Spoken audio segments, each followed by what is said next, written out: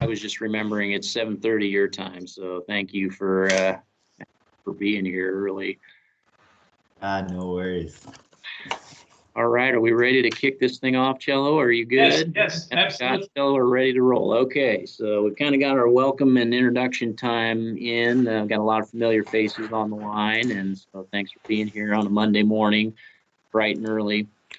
Just want to do a few updates and just again, kind of a reminder of our business process modeling support, and then we'll roll into an opportunity to learn a little bit more. We'll do some more sharing. Jason from Metro Vancouver is going to share with us some things on their capital process where they're making some improvements in the second half of the meeting. He's got about 20-25 minutes. So that's kind of my rundown on the agenda. Did I miss anything, guys? Oh, good. no, Okay. Good. Just by way, kind of to kick things off on the project updates, and then I'll let Cello and Scott chime in and fill in. We've talked the last couple of meetings in particular about just, hey, let's make sure we're kind of keeping the end in mind, and the end of this year two of the project is approaching as we move further into the year. Hard to believe it's February 1st. So Cello has put together just a little spreadsheet just to say, let's capture like some deliverables and timelines of when folks are going to get those done, because each of us, again, are working on different initiatives within our utilities. So I believe I sent that out with the email that I sent out with the agenda, and I'll send it out again after this meeting. Again, the goal is not to like put a bunch of pressure or stress on people. It's really more just to kind of see where folks are at, what we can expect from folks in terms of what you're planning to deliver for the project. And Joe and Scott and Mike are kind of helping us get that stuff organized. And the way it's listed out is based on the UAIM framework of, your as-is business process model, and then your evaluation of that, coming up with ideas for improvement, and then coming up with a 2B, and then implementing those improvements. And that's kind of the standard approach. But we know everybody's in a different place in terms of what level and degree of business process modeling and implementing solutions. And so, don't feel like you got to fit into that box if you're not quite ready to do all of those steps or all of those things. And I'll just say, for example, here at KC Water, we didn't even really have an as-is business process model for CIP delivery. So we're just trying to get our process documented and then using it to communicate with others. And so, for us, that may be what we do, is we're going to submit, a draft business process model or an initial business process model for CIP delivery, and then share some artifacts of, what we did with that and how we used it. And so, again, just kind of an example of what it might look like for you with where you're at. And I'll just say, we've had a lot of great presentations where folks have been sharing like kind of artifacts of where you're at, of things you've already developed. And, those things are good and meaningful, and we want to gather those things up as well. So, anyway, that was my little spiel on the UAM project updates. Cello or Scott, you want to chime in with anything I missed there? No, I think you covered everything. Last year in 2020, if you remember, we were supposed to start on June 1st, but the WRF was kind of slow putting their paperwork together, so we didn't start. We started a month and a half late. So, but then they realized, that they had an issue, so they decided to compensate for that. So since we started a month and a half later, they decided that we need to have products 2 months early. Just kind of compensate for that. So our deadline is pushed up a little bit, but no sweat. Everything that Dan described very well is valid, and we'll have a chance to kind of chat about it later after the Jason presentation, right, Dan? Yeah, for sure. And then kind of tied in with that too, we've been getting some support, or a lot of good support from Mike Burnett, and then John, who's also on the line. John's been reaching out to us and scheduling meetings to help just kind of check in with where you're at, to offer assistance with reviewing, anything that you've developed as far as business process model, and then also helping to identify those deliverables that you might be providing for the study. So want to just remind you and encourage you, if you haven't already met with John, go ahead and respond back to him and get that scheduled. Our team, Zach and Scott and I, are scheduled to meet with John on February 11th. So we're going to check in with him. We're going to use that as an opportunity to kind of get ourselves organized a little bit, get some things identified, and then get that information back to Fellow and Scott, as part of that. So, Dan, yeah. I'll just throw in that some people are dealing with like the whole CIP process, but it's perfectly would be great if those who aren't ready to do all of that, if they took one portion, the sub process, and documented that, not just for documentation's sake, but it's really good practice. And you learn the tools, you get trained. Mike and John, can work with you, and that's going to put you in a real good spot going forward also. Yeah. So, and we've had a lot of conversation around the CIP planning and the like business case evaluation process as well. And Scott Parker on our team has been tackling that area, and we've done some things there. But yeah, even if there's a small piece of that process, which many of you have shared kind of what you've been working on, if there's, maybe you've got a BCE form that you're reviewing and updating to make your process work better. If that's what you're doing, hey, that's great. So don't feel like you got to do everything. It's maybe getting focused in and doing whatever is relevant to and important to your utility to make your process work better. So great point, Scott. So any questions about kind of where we're at with the UAM project and process, and like what we're putting together and what we're hoping to provide for the larger report and case studies and case reports? All right. Well, hearing none, I'll just say, go ahead. Yeah, I was just going to say, Dan, we're doing pretty well collecting information on models, and I think we're doing, everyone's doing a good job trying to push towards this effort to get models expressed in BPMN as opposed to kind of depictions that we've used in the past. And it's a comfort to see people doing that more comfortably now. It's not difficult. It's you have to think about it sometimes, but the process is working out pretty well. We've identified 6 or 7 case studies already. If anybody, just to amplify what Dan said, if anybody thinks we should have been in contact with you but have not, just reach out to John or I, and we'll get something scheduled. But I think most of us have talked at least once so far. And everybody's welcome, and we're here to help. So let us know how we can do so. Right. Thank you, Mike. And let me just say it again, a big thanks to you and Mike and John and Cello and Scott. Having your support on the project team side of things is great. So it helps us to kind of know what we need to do and keep moving in that direction. So thank you. All right. Well, then I think we'll transition, unless anybody has any questions about that, we'll transition to doing our time of kind of sharing what's going on with Metro Vancouver. And I'm interested to hear what Jason's got.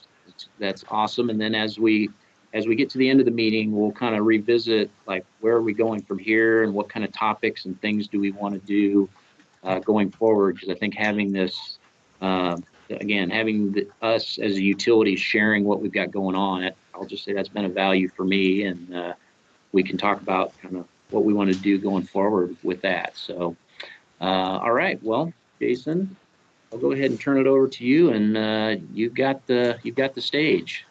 Okay, thank you all so much. Hopefully you can all hear me okay, and you can see my screen. So assuming that you can, thank you for that introduction, Dan, and yes, nice. I'm excited to be able to share on behalf of Metro Vancouver sort of what we have going on. I'll give, before I jump into my formal PowerPoint, I'm tacking on this extra PDF at the front to give you kind of a, maybe that 10,000 view look of Metro Van, just to sort of see the context of the presentation itself. So the first thing that I have up in front of you is our, what I would say our 2B Metro Van stage gate diagram. It might look very familiar to the UAIM one because, absolutely it was drafted in with all those UAIM comments in mind. So this is kind of, yeah, our 2B where we'd like to end up. But I think really the only gates that we've implemented, and this is to Scott's point of, maybe you have the full 2B, but then you sort of chunk it up and, it's wherever we're at in the process. So where we're at in the process is, I think traditionally we had stage gate 2. It wasn't super formal, but that's kind of like the closest thing resembling a stage gate was gate 2 before it makes it onto, well, we have our major capital plan, and that's with the pre-design, the detailed design, construction, so on and so forth. And so where we thought we could introduce improvements is things were getting on the plan with poorly defined scopes. So basically, it was too early to make it onto the major capital plan. So that was our thought of, we need to implement stage gate 1 to better gate the options analysis and the scope definition so that when it does arrive on the major capital plan, it is just, better scoped. And our funding mechanism to do gate 1 and this analysis is what I'm gonna is kind of our minor capital plan. So within Metro Vancouver, we have a minor, we have a major.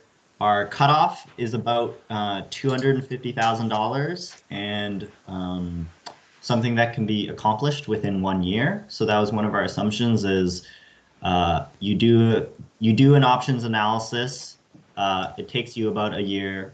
You can, you hire a consultant for $250,000 or less, and that will get you through gate 1 and will bring you up to gate 2. So that was the assumption that we made, maybe last year, the year before, and how we were starting to change our process. And so we were running with that assumption for about a few years. And that's when we realized it really wasn't working for us. And so that's the context of today's presentation, is sort of the results of my analysis of, kind of what was wrong with our assumptions. So I will dive into it. This was a presentation I gave to senior management last November. So for the agenda, I'll run through some more background and context. I'll talk through my analysis, and then I made a few observations and recommendations for next steps. So that's what I'll be covering. The background, like I said, we have these minor capital projects. We get about 60 of them each year. So 60 individual projects that total 250 or less. And so they make up a budget of around 8 million. So that's this dotted line up here is $8 million of budget to spend on these projects. But as you can see, historically, we only spend about 60%. So that was kind of the issue that we were investigating. And that's very much what kicked off this analysis is we had a lot of those stage gate 1 studies. but those studies were just being put on the back burner, and in this gap of only 60% were being finished, often those studies weren't being finished. And so we were like twiddling our thumbs waiting for projects to arrive at stage gate 2, but nothing was getting there. So we wanted to see what was broken in our process. And that also, again, it feeds into a larger issue of our MCRs is when we tacked on stage gate 1, we tacked it into an existing program, the minor capital. And with that, there are other, so this one bucket of money, there are multiple uses for it, or multiple types of MCRs. So MCR is minor capital request. We have projects that get implemented directly. So it like jumps the gates and it's like, oh, a small valve, it's $100K, just buy it and fix it. We don't want to bog down everything with that huge process. So that's type 1. Type 2 are those studies that we were referring to. Type 2 and type 3 are kind of mixed. We made a distinction, but for the sake of this, I'll say type 2 and type 3 are both those studies. And then type 4 are ongoing, recurring scopes of work that are sort of undefined, but like smaller. We don't get as many as those. So, as you can see, the program kind of, there are multiple uses. Sorry, was someone about to say something? Jason, if I could just interrupt, maybe if people have questions along the way, they could go ahead and interject. Is that okay? As opposed to, because they may forget their question, by the time you finish. So, and I'll just throw out there, you said $250,000 or less, and it was like a study budget. The capital budget associated with it, would that increase the amount, or are we talking about just one total amount of 250,000? So like say you have one need that you would like to address, you have $250,000 to finish your study on it, but it could be a $200 million capital project for construction. Oh, okay. Yeah, does that make sense? Good clarification. Yep. Okay, no, yeah, thank you for that, Scott. And I think the challenge on that, Scott, has been that 250 is a bit low, and sometimes that first study indicates the need to dig deeper. So we've seen sometimes several stages of studying and figuring that out, and it's part of what we're trying to improve on in terms of what that looks like in this process. Well, 800,000, or I mean was it 800,000 or 800? No, it was 8 million. I mean, that's quite a bit for studies. So that's a pretty big budget for that. Well, most, as Jason was mentioning, go for direct small fixes. It's traditionally this was an operational budget. We're expanding it to handle other pre-work. So direct implementation was the majority of that. And it was more like a bucket for our operational and maintenance teams to identify small fix-it projects. Yeah. So Jeff, along those lines, when you say direct implementation, is that more like a capital equipment budget or an operating budget and not a capital? Or can it also be funded by capital? This is all an operational budget. And that's part of the challenge of getting it spent is that it takes a while to get the money up and running each year. Isn't that correct, Jason? It's operational. Yeah, operational. Yeah, So finance has a different funding mechanism for it. Everything that falls into this bucket is it directly affects our rates, whereas our capital budgets, they get amortized over 15 years. So yeah, that's one of our policy challenges. But I'll get to that in a later part of our slide. But yeah, thank you for that question, Scott and Kathleen, and thank you for jumping in, Jeff. Yeah, I encourage questions along the way, but I will move on to the next slide for now. So the challenges, as I said, historically 60% underperforming. So these are operational issues that get handed over to our engineering teams, and on the engineering teams, they often say we don't have enough resources to meet all the requests that come in. here are some of those policies or constraints associated with the budget. Here's that 250K limit. My understanding is that limit was set like 20 years ago, before, you know, they accounted for inflation and, you know, changing needs and all the, you know, the competition for contractors. So we often run into the constraint around the budget, as well as that sort of January to December 1st, or January to December, comma, 1 year timeline. That's our fiscal year. Those are when they expire. And so it's just not a lot of time to finish these projects, especially sometimes, you know, it could be like 2-3 months to get through the paperwork and, you know, get your tenders out and whatnot. So it's not actually that much time to actually work on the scope itself. So that's one issue. And then using outdated information. So I'll get to that in some slides down the road. And then limited tools. So everything to manage all the ins and outs of this budget, just, you know, there's no corporate reporting tool or anything. It just comes in on Excel forms, comes to me, basically, my team, and we just process them manually. So I'll also speak to that. But here is our visual diagram. It's not quite BPMN format, so apologies for that. We do have one, but for the sake of this presentation, we thought to simplify it a little bit, so we took out the swim lanes. But this is kind of speaks to the cycle that we have in March and April. We go out to all our stakeholders, and they gather needs, they submit new MCRs. And so in around the May-June timeframe, we get about 60 of them submitted. And I think about 10 of those are studies. So that kind of gives you a sense. 10 are studies. The other sort of 40 or 50 are those direct to implementation, small, you know, minor equipment purchases, that sort of thing.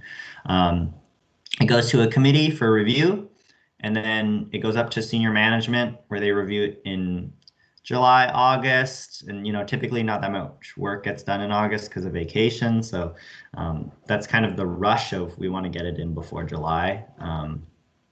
But that's that period. And then it goes to our board for approval in October. And then January 1st, 2021, that's when you can start that project. So that's the current cycle. But the issue that we found is that, you know, this annual process occurs every single year. And so, you know, let's say we start in 2018 and you gather your needs and you start in January 1st, which is fine. It goes. And then what we find here, what's happening is, you know, in December, it's a mad rush to finish your budget because everyone's like, oh, shoot, my budget's going to disappear in the new year. So, you know, they pay out as much as they can. And then, you know, inevitably there are things that don't get finished. So January 1st, they, you know, plead with the finance department, hey, like, keep my account open for another month. Like, you know, can we bend the rules a little bit? I really need to finish this project. And, you know, they might get the GM involved. The GM has to call the finance people, and then they're like, okay, fine, we'll open up your account. And the implications of that is it doesn't get finished in January 1st. It gets finished, say, in March. But then for this, for all these projects that should have started January 1st, that resource is now finishing up this old project. So they don't actually get started till April, right? I'm sure you guys, this phenomenon exists all over the world, so this is nothing new. But we just wanted to speak to how this issue compounds over years. So now, when you're preparing here, you know, it doesn't finish in March. It's now not till like May or August that this project gets finished. So now, for gathering these needs, you can see, you know, what would have been an 8-month delay is now a 16-month delay. And so that was the issue that we kind of knew intuitively was going on. But the analysis that I did was to collect the data on that. And so that's what this sort of snippet of an Excel sheet is so projects that were prepared in 2019, it had a budget, but it didn't fully spend. Our actuals wasn't to the 250. So in the following year, they kind of sneakily under the radar, unofficially, they spent with zero budget in that year, but they just needed to finish the project. It was urgent. It needed to get done. But that has impacts for this green line. You see, they don't spend their full amount and they have to carry forward again, and the cycle continues.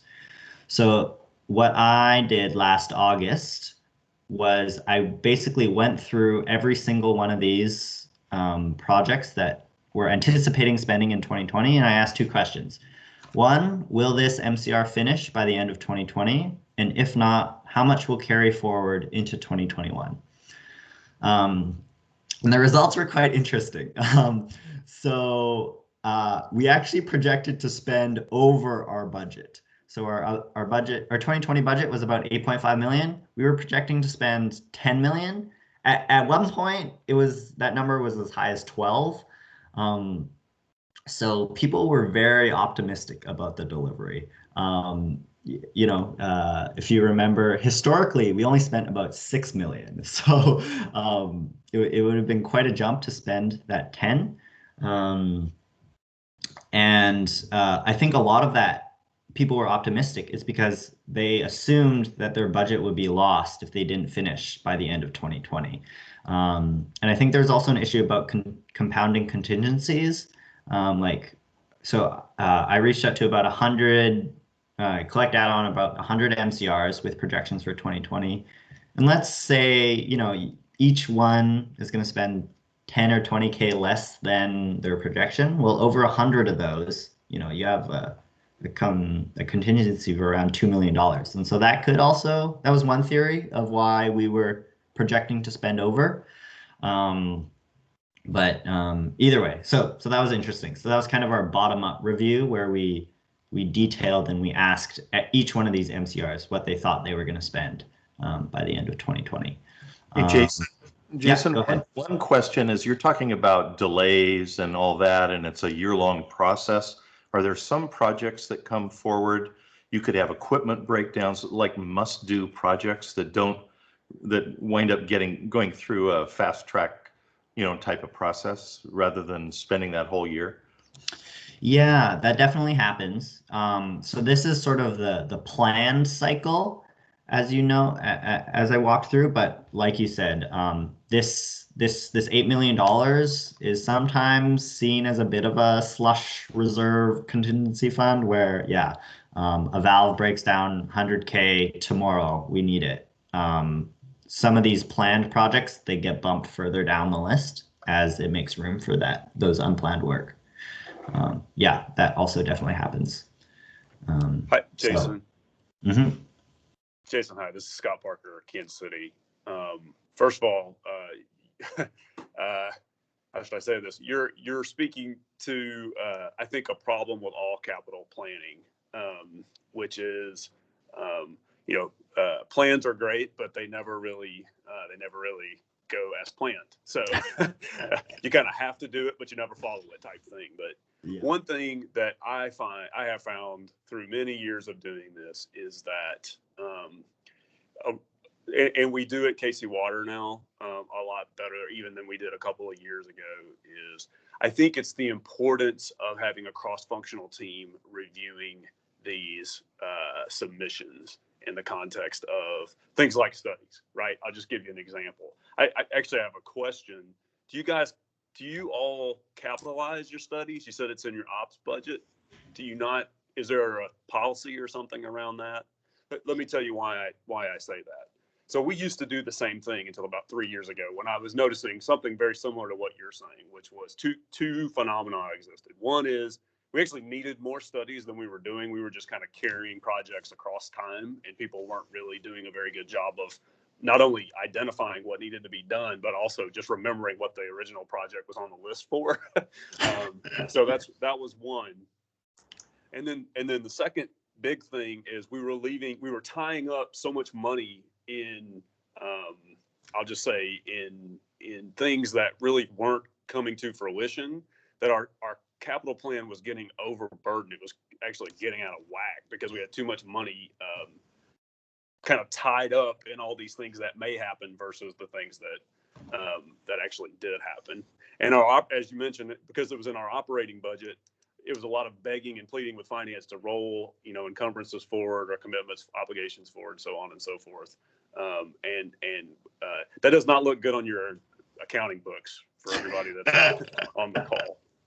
So what we ended up doing is, I think two big things. Number one is we started capitalizing. We basically said, okay, if it's a study, we'll give it a project number. It may not lead to 10 projects, but typically it's going to lead to something, right? And that kind of took out the conversation around, because capital projects in our accounting kind of roll. They roll until that project is actually over. It actually gets a project number for the study. And if you have a really sticky accountant, you're probably going to have problems with that. But we actually kind of overcame that because I feel like we had really sticky accountants and we kind of figured out how to do that. That was one thing. And then the second thing was at the end of the year, when I go through the list or in the planning cycle that you kind of got outlined here, I got 3 or 4 people from different perspectives who are saying, yeah, that's going to go, or that's not going to go, right? So if I ask my engineering staff, every project plus 10 is going to go before the end of the fiscal year, right? But when I sat down with the folks who do the contracting and sat down with the folks who actually do the financing, they had a much, much, much different view as it related to what was going to get done before, as it related to timeframes. And from kind of balancing all those perspectives, I actually think we have a much better handle on, what ultimately is going to get done in any one fiscal period of time versus another. And those two situations has cleaned up. We were like what you're showing in this particular slide right here. We've cleaned that up a lot. We're not perfect, don't get me wrong, but we're way, way, way better than we were even 2 years ago. So just thoughts that might be of use. No, for sure, Scott. I think, you're definitely alluding to some of my recommendations. So the question of do we capitalize? I think that's what we're trying to push towards. It's so this is the conversation. Basically, we're bringing this presentation to finance to say, hey, here are all our issues. This is what the policies are killing us right now. We need to find a better way to fund our studies, and whether or not that'll be capitalizing individual studies, or I think we might just loosen up this policy where we're allowed to do this and it's not like a bad thing. So I'll get to that in a few slides, but thank you for your comments, Scott. Yeah, didn't mean to step on your solutions there. Apologize. No, that's okay. That's okay. Looked like there was another question from somebody too. I don't know who that was. Scott, I just got one comment to reply to what you described. We do have sticky accountants who don't see the studies as tangible capital assets. So that's one of the reasons they're going to push back on this. But it's also the case that we can't bring a capital project that's not well defined. So we're looking for ways to sharpen the pencil and improve the quality, the scope and cost estimate on those capital projects. And that's the very gap we're trying to meet here using MCR money. Yeah, I was going to say, I think I had some data to back me up. I had 10 or 11 studies, and we had projects that rolled out all 10 or 11. So I was like, look, this happens. It actually is easier on our accountants too, and our project accounting after the fact, but that's neither here nor there. So there's any data you can bring to the table there, I think is helpful to you as you make the choice. So. Okay, cool. Thanks, Scott, and for that additional context, Jeff. I'm looking at the time, so I'm gonna push through some of this top-down analysis so I can get to our recommendations. So here's our bottom up. It was about 10 million. This star is our budget, around 8.5 million. At that point in August and September, when I was doing this analysis, you could see we were only at 3 million. So we had a very steep spending to climb before we hit either our budget or our projections. So looking at this, we're like, we know something's up. We just don't know how to put our finger on it. And so we started looking at like historical data. So right, the question is where we're going to end up by December. And then we started looking at historical data. So 2019, we were like in the exact same place, and we spent about 5 million that year. And so we just kept on looking. Over the past 5 years, we had always ended up around here, never reaching our targets. And so again, some more analysis, yada, yada, yada. Basically, we projected how much we thought we were going to spend in the last 4 months. Because, we heard we typically do spend more in the last 4 months, because as accounts get set up and you start moving into construction, you start spending. So it was difficult to predict. So we assumed if we were spending about 350,000 a month for the first 8 months, we would spend about, I don't know, 700, 800 in the last few months. And so we would meet a target of around 6 million. We would spend about 6 million, leaving about 3 million on the table.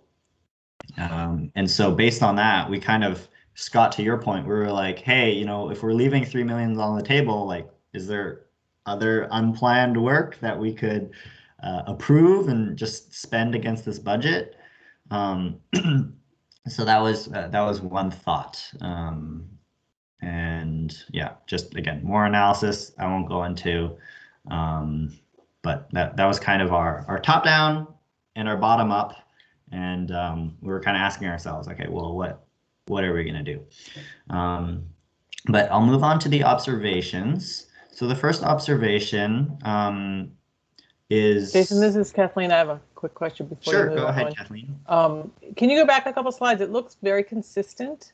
So do you have weather impacts or, seismic or, or does that come out of a different fund? Like if you have, extra, is this linear assets? Is this vertical? Is this everything? Yeah, good question. So it is everything in liquid waste, and it does cover our pump stations, our linear assets, our wastewater treatment plants. And I think what's going on is like sort of a law of large numbers or averages that, like, weather impacts, they sort of get normalized out each year. Like, again, within this one orange line, there might be about 60 active projects. So if, like, I don't know, even 20 projects get delayed, we have another 20 projects that are spending. That would be my guess as to why it's so consistent. But if we had a major seismic event, that would all of our budgets would be destroyed. But we haven't had that. Our seismic preparation is in our capital planning, but that's we haven't seen an earthquake in a long time, and if we do, it'll devastate all of our budgets. There you go. Or even say like a COVID, if there's a security, there's just a lot of different things that can. It depends on, I guess, how on the edge your budgets are. If you have, if you're always 20% below, then you've got flexibility. And you're right that if you've got 60 projects, you've got flexibility. For sure. Cello has a question. Yeah, Jason, I was wondering, this is really interesting. If we get a little bit more granular and think whether the spending, and we look at spending on, let's say, materials, professional services, outside professional services, and internal labor, it would be interesting to see that kind of thing, to see how they impact, how they impact each other, and how they contribute to the overall cost, because and sometimes I know that when I was calculating progress on let's say most recently it was an upgrade of the control system for a power generation facility. I chose to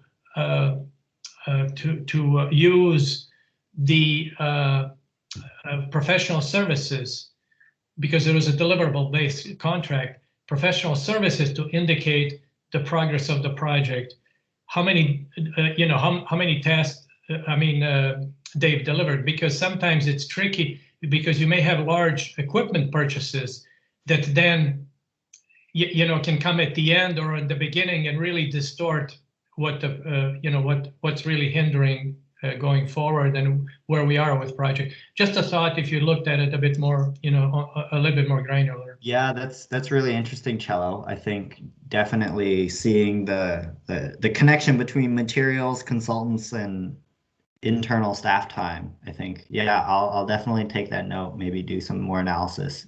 So, for example, if the project plans, if they include the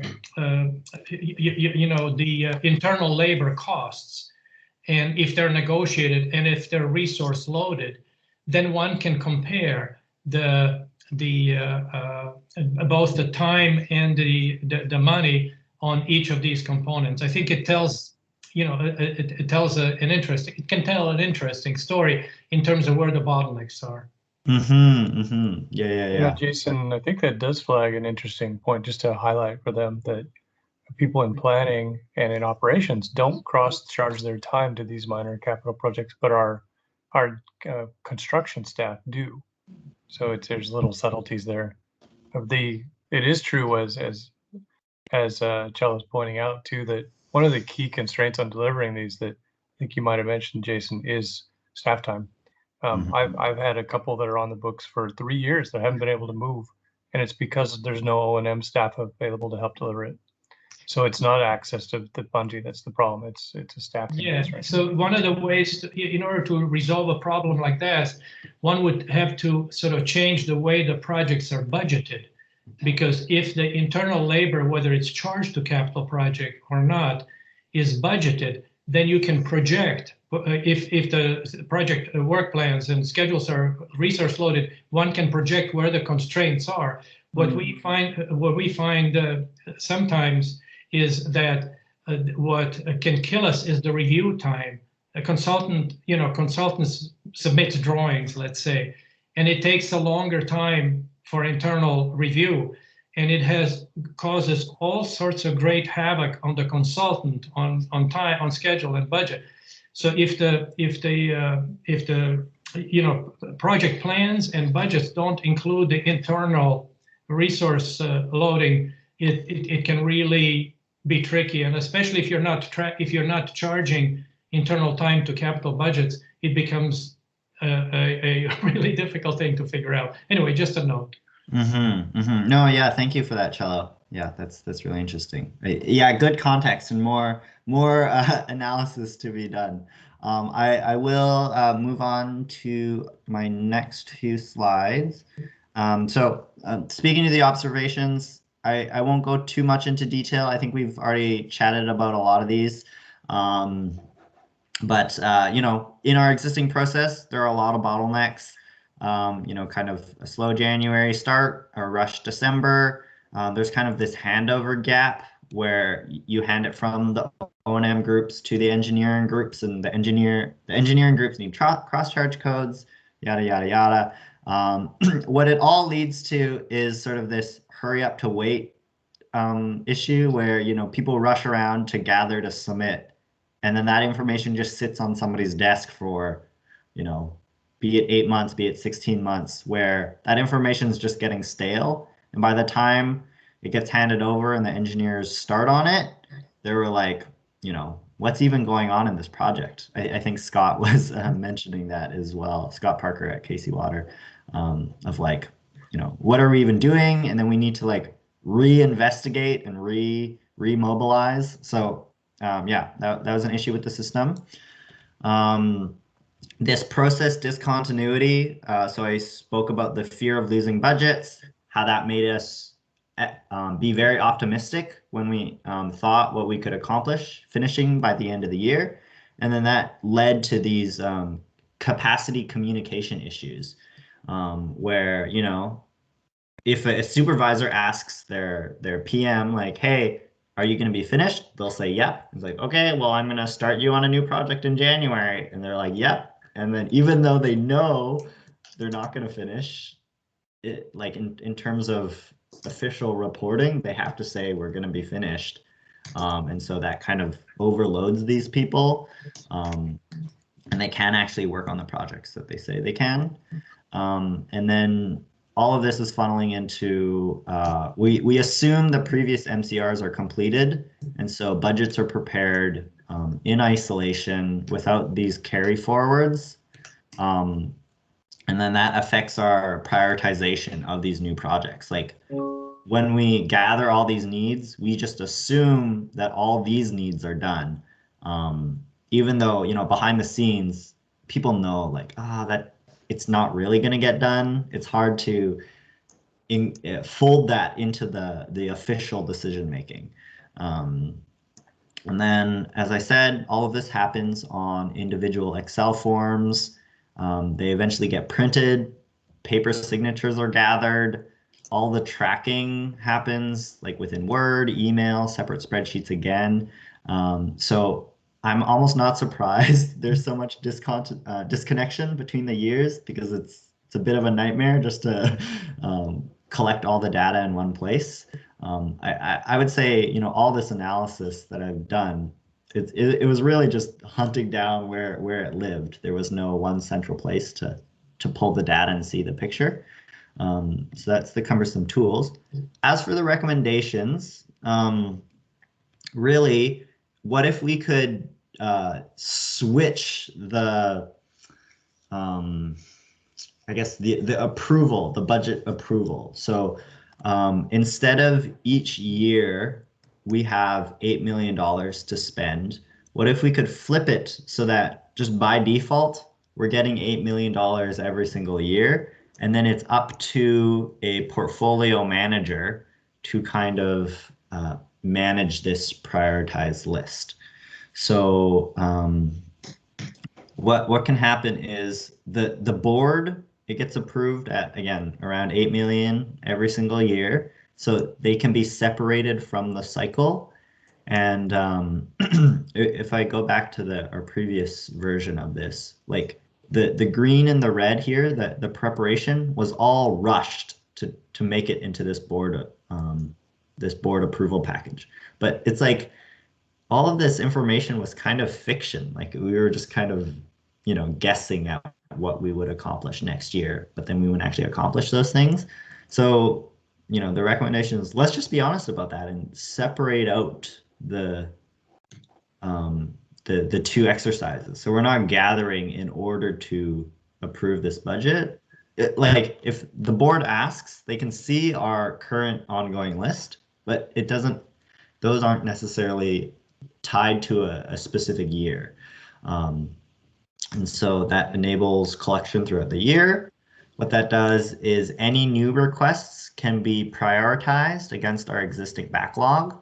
And then we have these check-in points that can help with resource planning and justification for new staff. If our backlog's growing too long, we can say, hey, you know, we just need another person to help us.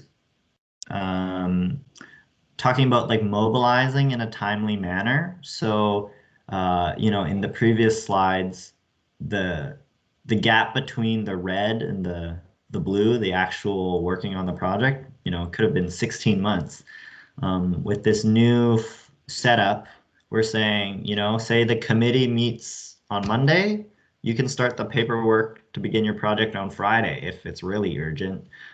We don't really see a reason to wait, especially if it's not tied to a certain year.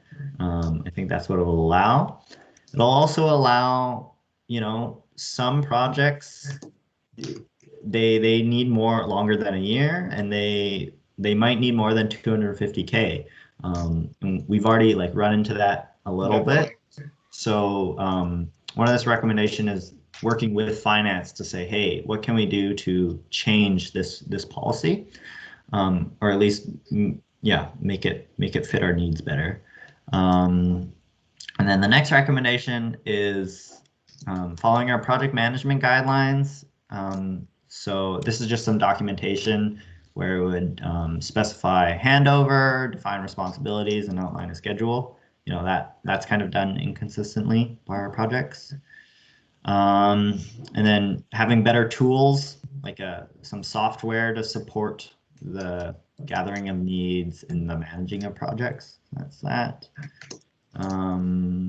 Yeah, and then basically we have some next steps. So I presented this back in November, and senior management was quite, I think they were quite supportive of the recommendations, and they gave us kind of approval to just manage this budget in this fashion. And so our first kind of committee meeting, this red meeting, well, I guess we did have one back in December, but our next one is actually going to be this Friday. So we're hoping to slowly change the process around these things. Yeah, again, I think that's the end of my presentation. So I'll stop sharing my screen. I apologize, I kind of zoomed through it at the end. But yeah, that's kind of a look at where we're at in the Metro Vancouver process and implementing our stage gates. Oh, that's awesome, Jason. Thank you for sharing, and a lot of great questions throughout. I think we just got a couple of minutes for questions and then need to do a wrap up. So I think Mike's got his hand up. Yeah, just a real quick comment. Those diagrams that you showed, Jason, with those little chevrons, that's it's called a process landscape diagram. And those are when you're exploring and trying to generalize and aggregate. That's a really good way to model. And you've shown today it's highly effective to get you to understand what's going on. It's also nice when those chevrons align with BPMN diagrams, but underneath them. And some of the tools support that. I don't think it's part of the official BPMN standard, but it is a recognized approach that many people use, and it's really good to see you applying it in the way that you did. I think that's a great contribution. Thanks, Mike. Yeah. All right, great comment. Any other final comments before we kind of wrap things up? Hey, Jason, this is Scott again. I just want to say I appreciate your sharing, and I really like the model you landed on. For two reasons. One is I think it actually leads to, it really accommodates what happens in every capital planning process, which is changes, right? So a study that was identified last year and a study that's needed this year are very, very different sometimes. So I think that basically you've kind of gone to an allowance-based model is what I would call that, right? So you're saying, give me an allowance of X and I can address my highest risk as identified in a year-over-year time frame. So, and then I think another one that is a real good goal for you is to really challenge that $250,000. The way I always do that is, look, if I got a $50 million project, give me $500,000 to study it better, right? So it allows you to set some context for what you're ultimately dealing with. So good job. Yeah, cool. Thanks, Scott. Yeah, I think really what we're trying to demonstrate, or what I found, is it's almost an exercise of trust, right? Like, it's finance, please trust us engineers that we're not going to willy-nilly spend your money. And it's like, wrong. That's already, so you've already started off on the wrong conversation. Say it like this. Former finance director here. Okay, but like processes and say it like this. Say it to spend the money that we get better, right? Yeah, there you go. Yeah, say it like that. Say we really want to do a better job of fiscal responsibility in this. More effective, yeah. There you go. One of the so pieces can we that I brought appoint back from Scott to be our finance, like you have like the little angel on your shoulder person to say what the finance people will say? I can certainly tell you what not to say to the finance people. And if you need proof of that, ask Dan Odd how I treat our engineer sometimes. So. Nice. But, I've yes, learned anytime I want to go talk to finance, I ask Scott to come with me. So it works out well. You want him on your side. So no, that's great. That's exactly why we do these things, kind of share these things and offer up some good feedback on, and also too to just kind of commiserate that, hey, we're all in the same boat, right? This is happening everywhere. So excellent job, Jason. Really appreciate it. I think one of the pieces, Dan, that we actually from the last year that really helped me to provide that I think will help Jason and the team for promoting this is hearing that no one else is working on a $250,000 budget. That was locked in 20 some years ago, and it's way too small, which means people are working around it. And that evidence of how other utilities are doing things, I think really helps provide more support for one of those pieces that Jason and the team are pushing forward on. Jeff, you can ask them how much at that time, how much it cost to buy a house in Vancouver when they said that. Yeah, if that were the basis of the inflation, I think it'd be our small capital be around 2.5 million then. All right, It's looks like we've got 10 times. And it looks like we've already got an idea for a future topic. Tracy said, Scott, could you put together a presentation for the group, how to talk to finance? So there we go. I could certainly try. There's a book called How to Talk Minnesotan. Yeah, right.